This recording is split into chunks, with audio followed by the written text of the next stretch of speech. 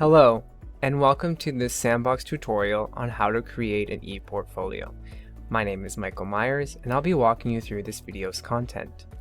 In this video, we'll be covering elements of an ePortfolio, how to design and use media effectively for an ePortfolio, and some tools you might want to consider for crafting your ePortfolio. But before we begin with all that amazing content, let's have a quick review on what the Sandbox is and some of our amazing services that we have to offer. The Seneca Sandbox is your one-stop shop for creating digital media and exploring digital literacy skills. To locate our website, all you need to do is do a simple Google search for Seneca Sandbox, and we're typically the first result on a Google's page. You can also find us on the Seneca Library's homepage. If you scroll down here, you'll be able to see Seneca Sandbox. If you click on that, you will be redirected to our website. Our website is how you can access all of our amazing services and spaces. The Seneca Sandbox does offer bookable studio spaces at Newnham Campus and Seneca York. To access our Book a Studio service, click on our first button right down here. Not only do we offer bookable studio spaces, we also offer bookable 3D printers, which can be accessed right beside the Book a Studio service. For booking a 3D printer, we do request that you complete a very quick online training module, which can be accessed right here. And this will just certify you before you can actually use a 3D printer. Once you complete it, you'll have access to book our 3D printers. Additionally, we do also offer some online learning resources. So if you're looking to explore some digital media on your own time, such as creating effective presentations or infographics or websites, or if you're looking to learn more about slicing for 3D design, all that information can be found here under our online learning resources. I encourage you to explore those on your own time. And lastly, we do also offer a digital media appointment service. This service is available for Seneca students to utilize to connect with one of the Sandbox staff members for some one-on-one training regarding digital media or digital literacy. These appointments can cover presentations, podcasting, ePortfolios, generative AI, the list goes on. These appointments are designed to help you get started for projects or help troubleshoot or maybe suggest some alternative routes for your assignments. So please be sure to book an appointment should you want to explore digital media or digital literacy with a Sandbox staff member in more detail. You can click right here to request a digital media appointment. The Seneca Sandbox is here for you to help you as you create digital media and explore the invaluable skills of knowing digital literacy. So I encourage you to check out our services, come to our spaces, and maybe book an appointment. Thank you. An ePortfolio is an exciting digital media project that you can work on to really craft an online presence for yourself. An ePortfolio is a great opportunity to offer possible employers an opportunity to learn a little bit more about you. You can offer some information about who you are, your story, your skill sets, your experience, and all the amazing projects that you have worked on. It is a great opportunity to also think of yourself as a professional brand and start branding yourself as a professional. So an online portfolio really offers all of these benefits, and think of it as a place to not only showcase who you are, but also save all the work that you've done. It's almost a repository of all of the academic and professional skills, experience, and projects that you've worked on. What is really great about an ePortfolio is that it's almost a virtual resume or an extension of your resume and cover letter. When it comes to cover letters and resumes, we're so limited on the written word and we have limited space to work with. So we might not have the opportunities to tell future employers about who we are and where we come from and what makes us so unique. We might just be so focused in on trying to highlight that we do have the necessary skills and experiences to succeed in this role. So creating an online portfolio allows you to create a personal experience for the employer to learn a bit about you. You can often use a professional headshot on your ePortfolio, talk a little bit about your journey, your skills, your experiences, and all of the projects that you worked on. So really think of it as an extension of your resume and cover letter, and really use that to your advantage. In your cover letter and resume, you might mention a project that you're very passionate about, but you don't have the space to really provide as much details as you would like.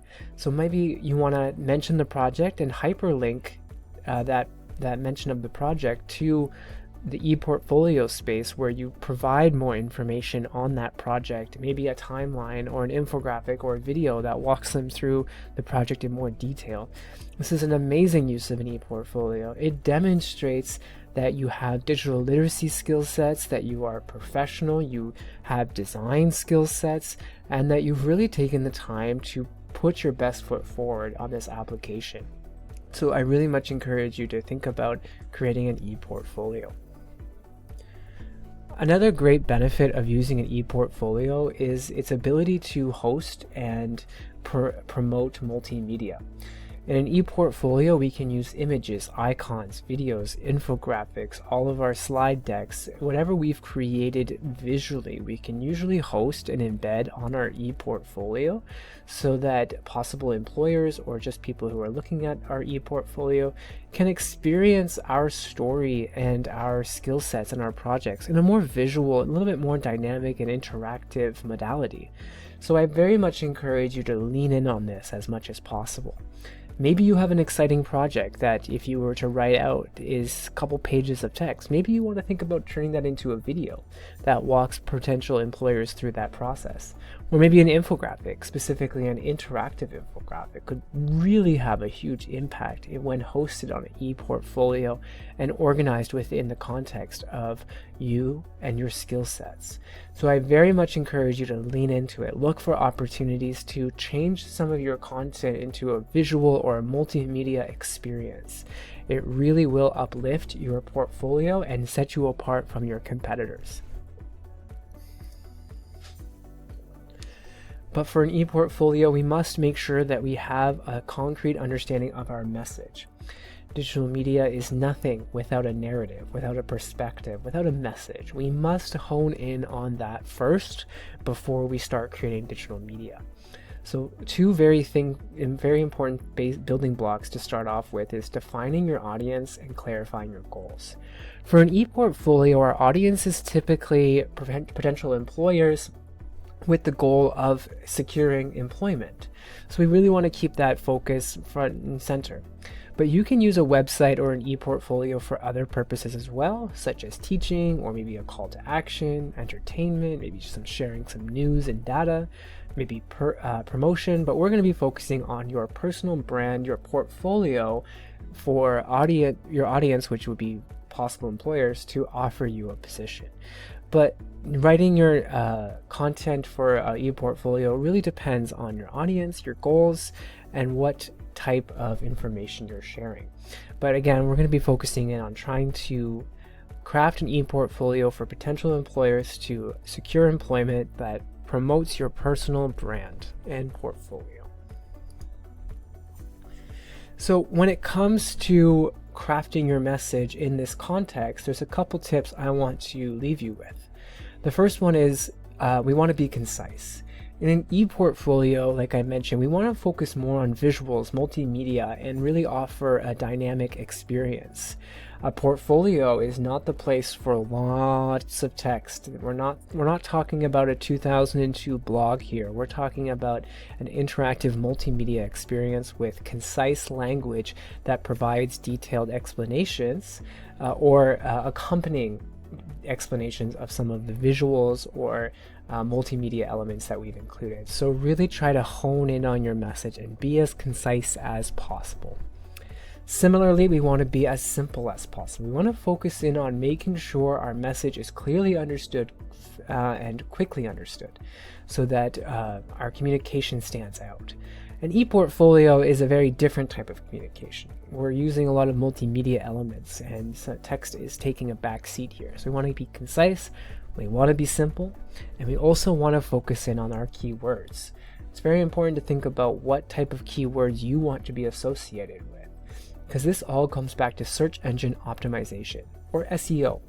We want to make sure we're using language that is in line with how people might be searching Google for different types of information. So for example, if you are trying to secure employment in a library environment like I work in, I might want to be making sure that I hit some of those keywords that people might be typing in when they're looking for possible employees or possible positions, such as cataloging, instruction, or user services or circulation. So all these kind of keywords associated with my profession. We want to make sure we identify the keywords that we want to be associated with and utilize them somewhere on our portfolio so that a search engine can find those and suggest your ePortfolio in the list of results when someone is doing a search.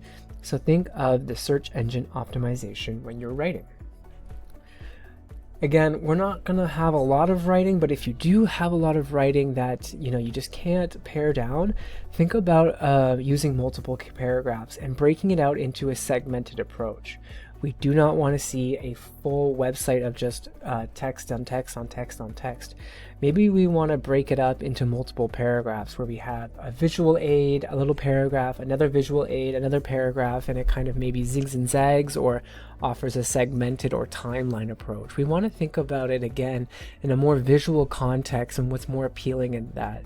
So if there is a lot of text, think about separating it up, segmenting it, or even breaking out on different pages. And that's some of the great aspects that we have when we are creating an ePortfolio. We can maybe create a new page or have a smaller page that's just dedicated on this. So we want to really think about where we can divide out some of that longer text if we have to use it. But lastly, when we are writing for an ePortfolio, be convincing. Really show who you are and be confident in who you are and your skills, and try to really land that interview by showcasing that you know who you are, you know what you're about, and you know that you would be an excellent employee for this position. So convince yourself and convince possible employers that you are the right fit. So think of it as a sales pitch, and you are presenting your professional brand for hire. It can be really helpful before you actually start creating a ePortfolio to engage with what we call wireframing. Wireframing is an opportunity for you to rough draft your ePortfolio or website before you actually start creating. Wireframing can be super helpful in trying to understand the logical progression and navigation of your content in an ePortfolio setting. Again, we want to think of our narrative. So we want to think about what's the landing page, where do they go next, how do they navigate? And a wireframe can be a great opportunity to sketch some of that out before actually engaging, and think about where you can put an infographic, where you can put a video, and it really helps you outline and plan out before you start creating. Now, you could just sketch it out if you are an artist, but there's lots of great tools out there that allow you to wireframe in a digital context. One of the ones that I really like to use is Figma. It allows me to sketch out a website and kind of visually plan it before I actually start creating. So I encourage you to explore some of the resources I have here and linked in the description if you're thinking about engaging with wireframing before you start creating your ePortfolio.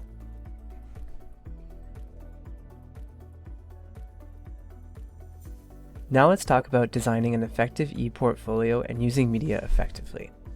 One of the most important things to start off with when you're designing an ePortfolio is thinking about your professional brand and start crafting it. Taking the time to really professionalize your brand and think about it and design around it can offer a lot of benefits. When you've taken the time to create your brand, you can start utilizing it on your ePortfolio, your LinkedIn, maybe some professional social media environments as well. There's a lot of great opportunities to utilize this. And taking the time to craft a professional brand can add a sense of sophistication and professionalism to your application to several different positions, and it can help you stand out. There are many considerations when crafting your brand, and the first one I would like to draw your attention to is taking the time to create a logo. a logo can be a very simple visual representation of your brand, and it can really add a sense of professionalism if you start utilizing it consistently across all your platforms. It can be a really easy way to add a certain type of visual representation of who you might be. So I really encourage you to have some fun with it, play around, and try to design a logo. My name is Michael Myers, so a capital M and a lowercase m is kind of a nice logo that I like to play around with in many different facets because I think it offers a nice simplicity. Logos should often be a little bit more simple, but you can always have some fun with it as well to try to represent who you are as a professional.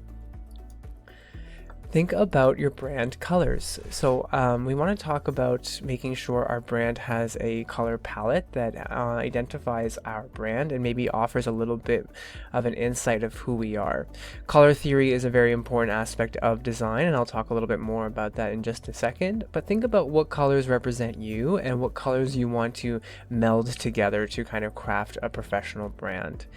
Color palette is usually 2 to 5 colors, and they often are complementary, but you can also still use opposing colors too, such as blue and orange.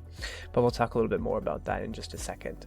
So on this screen here, I had a professional photo shoot. I was wearing orange. I also think orange is a great color and it's a little bit underrated, so I utilize orange in a professional branding situation here. But there's so many different ways that you can tackle that, so take the time to have some fun with it again and explore some of the colors that might represent you and your journey. I very much encourage you to use your ePortfolio to host a professional headshot, but also maybe bring in some more personal elements. When we are applying to jobs in a resume and cover letter, we're often so limited with the written word and we're so focused in on projects, skills, and experience, we often forget a little bit more about our personal journey, our personal attributes that might make us a successful candidate for this position. So an ePortfolio is a great opportunity to not only offer that professional headshot where they can see what you look like, but you can also start to share a little bit more about who you are.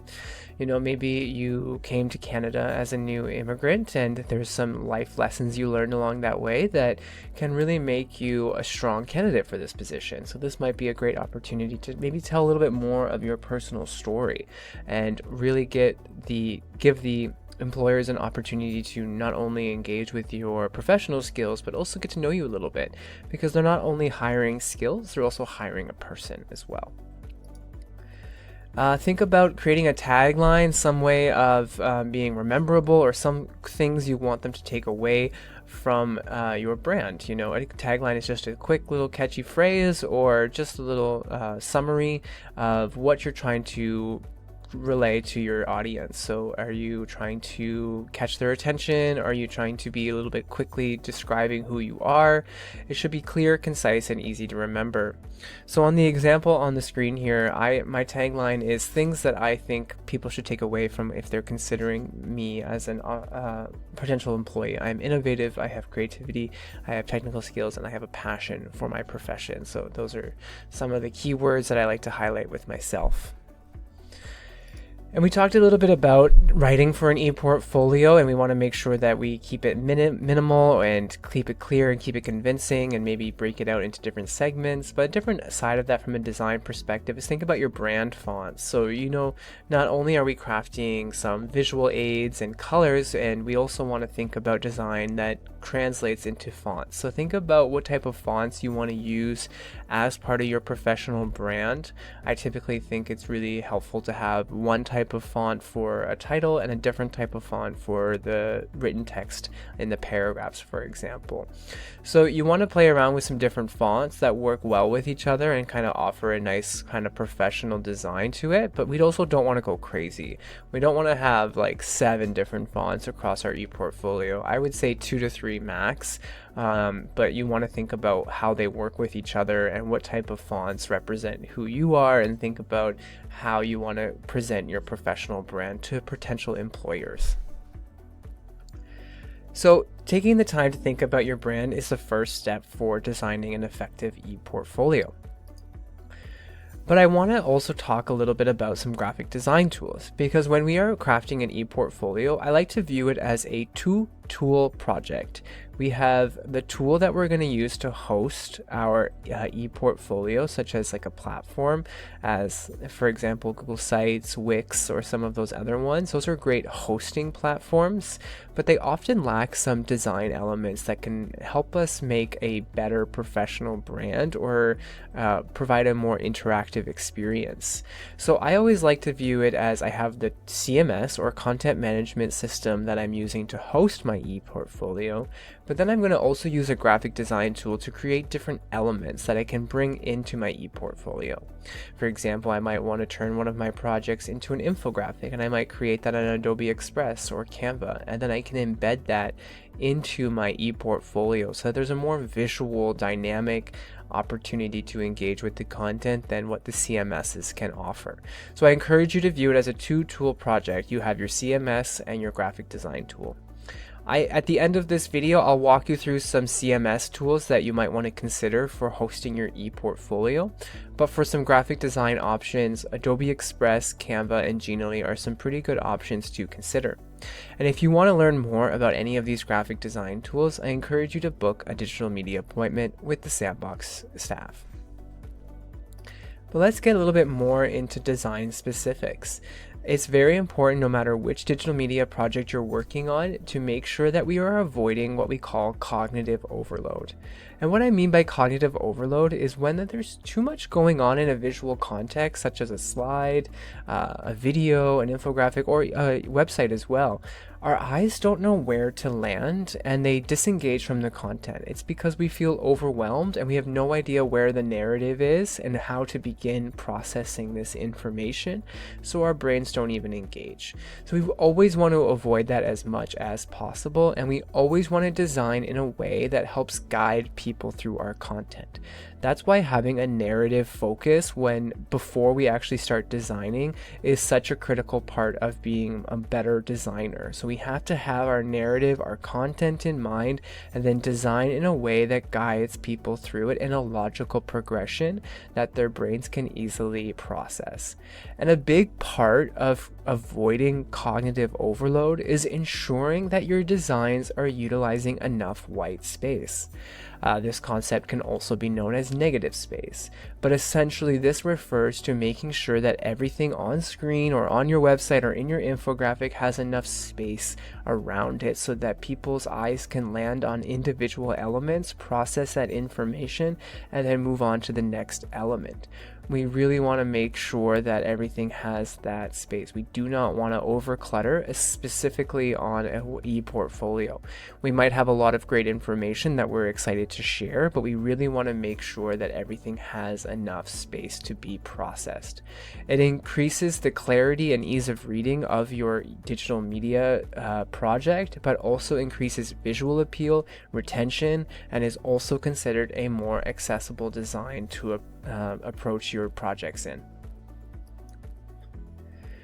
So talking a little bit more about that narrative, we have to make sure that our narrative is structured for this specific type of digital media.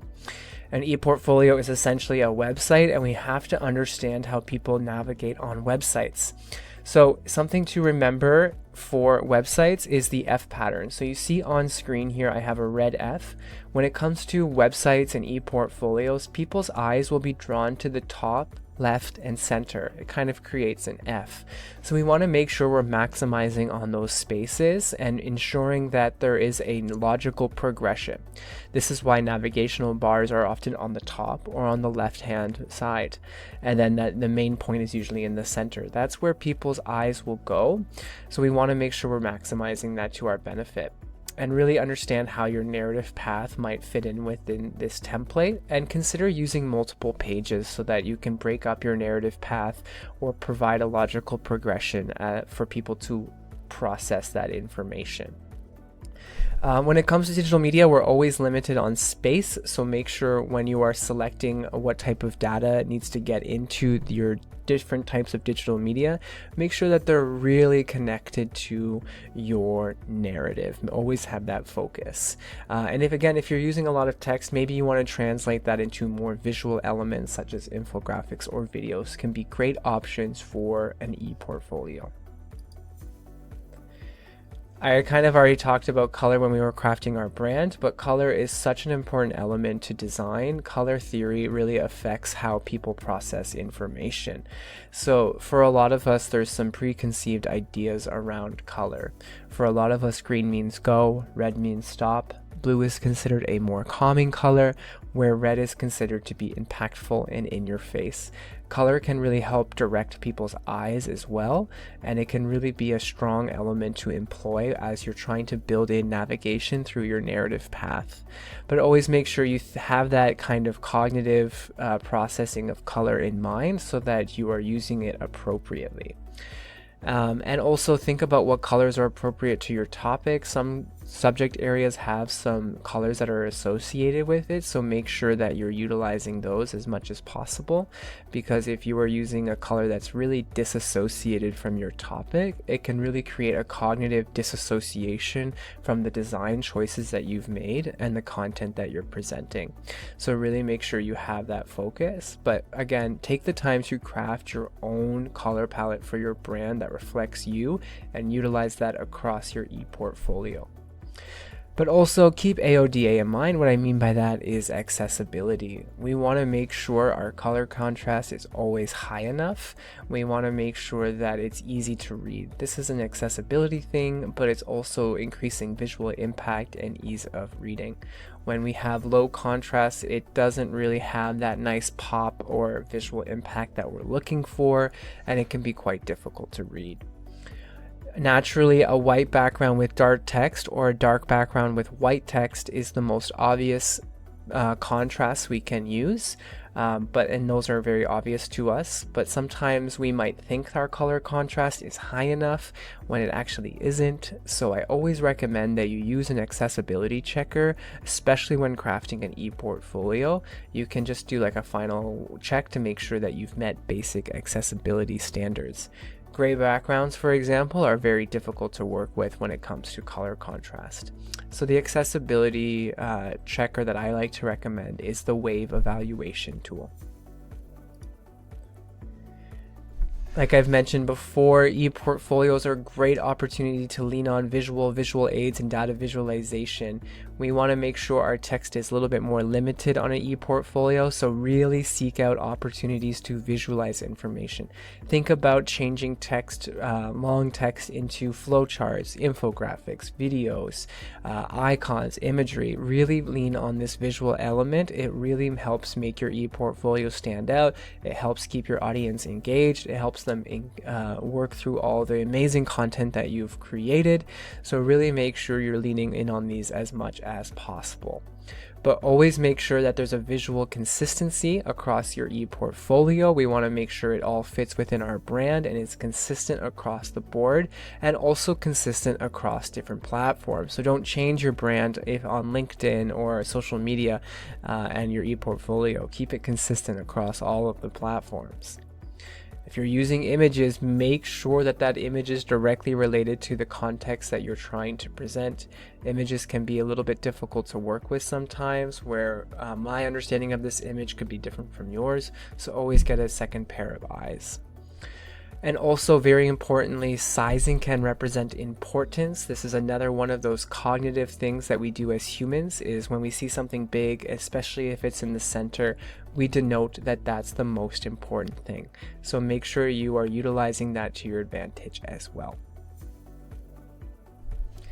Let's talk about using text effectively in an ePortfolio. We want to make sure, like I mentioned many times, that the text is limited and it's simple, concise, and convincing. But we also want to look a little bit more at typography. We want to use easy to read fonts and avoid using too much font at all. And think again about segmenting out large chunks of text or translating that into more visual elements. But a note on accessibility here is that we want to focus in on fonts that are considered to be sans serif. So on screen you'll see Calibri is a sans serif font because it has nice, straight, clean lines, where Times New Roman is a serif font with these extra little bits at the end. Serif fonts have been considered to be less accessible because they tend to bleed into each other should you have any visual impairment, or if you're using assistive technology, they have a tendency to blend in. So think about those massively overly done cursive fonts or anything with extra bits. They aren't really considered to be accessible. We want to use easy to read fonts that are nice, straight, and clean lines. So think of using sans serif for your font types when you are choosing your typography for your brand elements. Now, I also want to talk a little bit about designing for usability. When it comes to ePortfolios and websites, we're not only designing to help guide people through it, we also need to make sure that we have the user experience in mind. So there's a couple questions that you can ask yourselves to help you orientate your narrative path and your navigation on your ePortfolio. First, how do users get to your content? Are they going to be mostly a desktop audience, a mobile audience, or are they going to be led to a specific subpage? So really, how do users get there? Are they Google searching you, or are they getting you from your resume? Because that can really inform some decisions. So I think about how they're going to get there. But once they get there, what are they going to do? Once they're on their website? Are they going to be greeted by a video, or are they going to be having like a nice little infographic or a game or some type of multimedia? Think about how you want to engage with them immediately as they land on your page, and how that they can be directed to other pages and other types of information. And that really blends into the next one. Consider how your navigation will work. So how you want to organize your pages, how you want to present your pages, and how you're going to present that narrative path to your audience. It's very important in ePortfolio and websites to ensure that there's easy navigation around, and that people can often find what they're looking for fairly simple, and there's always a home button to take them back to the home page. And also, can this be done on a variety of devices? We live in a very different kind of world these days, where people might be accessing your content on a mobile device or a tablet device or a desktop computer. So you want to make sure that the design that you're doing works for those different types of devices. Now, I will talk about some tools at the end of this video, but one reason that I will recommend Google Sites is that Google Sites will automatically translate your website to the device that's being used to access it. So it will automatically transform your desktop version to a mobile friendly version. So that's definitely a pro of using Google Sites. And if we're looking a little bit more at navigation, there's often two types of navigation bars. There's the top menu versus the left menu. Now, there's no right or wrong answer here. This is a personal choice. So you just want to think about some of the benefits of using a top versus a left side menu. Now, both of them are in the F pattern, so they're both going to be where people's eyes are drawn to. So they're, like I said, they're both good choices, but there are some considerations to keep in mind here. The left navigation menu is easier to scan up and down very quickly for your audience, so that's something that's really helpful. But the top navigational bar can help save space so that you can utilize that left side a little bit more effectively, and you can use it with conjunction with that center space that is so beneficial. So that's definitely a pro of the top menu. The side navigation is easier to scale based on the devices that you're using. So a left menu works better on mobile, tablet, and desktop, where a top menu works best on bigger screens such as desktops and tablets. Doesn't really work well on a mobile device. In Google Sites, when they automatically translate your content for the device that's being accessed, if you use a top menu, it'll automatically switch to a left menu if somebody's accessing your website on their mobile device. And that's just because the left works so much better on smaller devices. Side navigation can support customized navigation structures a little bit more effectively. So if you have a left menu bar and you click on one, and then you want to have sub menus that appear and they stay on screen, that works really well on the left hand side. And alternatively, if you want to have a navigational bar where when somebody hovers over an option, a drop-down menu appears, that hover effect works better on the top menu versus a left menu. So there are some differences and some things to keep in mind. There's no right or wrong answer. It's just thinking about your narrative and how you want to structure your navigation. I'm typically a little bit more of a top menu person, but left is also a really good option. So when it comes to trying to find some images, videos, audio that you can use for free on your ePortfolio, I recommend that you check out the Seneca Sandbox Finding Free Images Audio and Video Guide. This is a great guide with lots of repositories of free content that you can use not only in your ePortfolio, but any digital media project that you're working on. So I very much encourage you to explore all of these great options that we've compiled for you under these different categories, and you can even explore some copyright Creative Commons information as well. So a great resource to bookmark should you be doing lots of designing and creating and trying to find free media that you can use.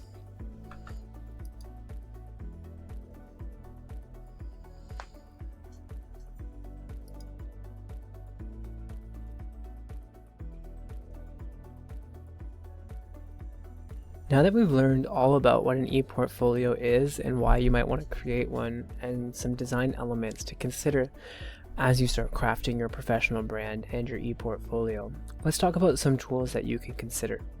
Now, I'm not going to be giving a demo on any of these tools. Should you want a more detailed tutorial or walkthrough on any of these tools, I recommend that you book a digital media appointment with Seneca Sandbox staff, or come on down to the Seneca Sandbox studios and you can ask a couple of questions there. I'll present some tools that have some strengths and weaknesses for you to explore on your own time, with some resources for you to explore as well. There are many content management system tools, or CMS, that you could explore to create an ePortfolio. The first one is Creative Cloud Express. This is an Adobe Express platform. You can use Adobe Express to kind of create a website. So it can be a really exciting opportunity to explore Adobe Express in this manner. And some of the strengths is that it's quick to learn. It includes the Adobe Integrated Stock Image Collection. And it's great for visual essays, digital reports, and portfolios. However, unfortunately, some of the weaknesses of using Adobe Express is that it kind of creates one long continuous page. It doesn't really offer you the option to create multiple different pages. So that's definitely a limitation of Adobe Express, and the themes to choose from are quite limited as well. But in case you wanted to explore this as an option, I do have a resource listed up here that you can explore. I'll also put it in the course description for this video. There's also Microsoft Sway. So if you're a Microsoft user and you're looking for a Microsoft program, this is an interesting one to consider. You can really combine text and media to create websites, which is great, again, for lots of different purposes, including portfolios. And it offers a lot of strengths, including well-designed templates based on common design projects, several integrated accessibility tools, and it also offers many different perspectives. However, again, it doesn't really allow for the creation of multiple pages. It's more of that single progression page as well. And you cannot embed a large variety of videos, so the interaction elements that we want to see in a portfolio can be quite limited. But again, this is something that interests you. I have some resources for you to explore. Wix is a very popular, commonly used tool. It's pretty great. It offers a lot of opportunities on the free version. You can create a more complex website. You don't necessarily need coding, but it can be great for lots of, like, maybe if you want to launch a web store or something, you can have a lot more control over your project's themes, colors, styles, and fonts than some of the other two tools that I showcased. And it has lots of templates that you can use. However, the real advantages of Wix come when you pay for it, so the free version can be quite limited. That's definitely a weakness of this tool. Some of those advanced customizations does require some understanding of coding. So there is some learning curve there, and there's also a pay barrier there as well to really unlock the potentials of Wix. But maybe you're a heavy Wix user already, or maybe you have heard of it and you want to explore it. It's definitely one to consider. This is the final tool that I'm going to talk about. Google Sites is my recommended tool for use. I think it offers the best opportunity for you to create an ePortfolio. Some of the reasons why I like to recommend Google Sites is because we all pretty much have a Gmail account these days, and Google Sites is built in straight to our Google Drive. So you already have access to Google Site if you have a Gmail. And it is a free tool to use, and it integrates so well with Google products as well as other resources. It really does allow you to embed a lot of external content, and it really lets you build multiple pages. And there's some other features along the way, such as putting in Google Analytics in case you wanted to track the website traffic. So there's so many really good advantages of it. It's very easy to pick up. It requires no coding, and you can really play around with lots of the features that are available. However, some of the weaknesses of Google Sites is that there's a limited choice of themes, and it doesn't really include fully developed templates, and it only really works best if you're already using a lot of Google products.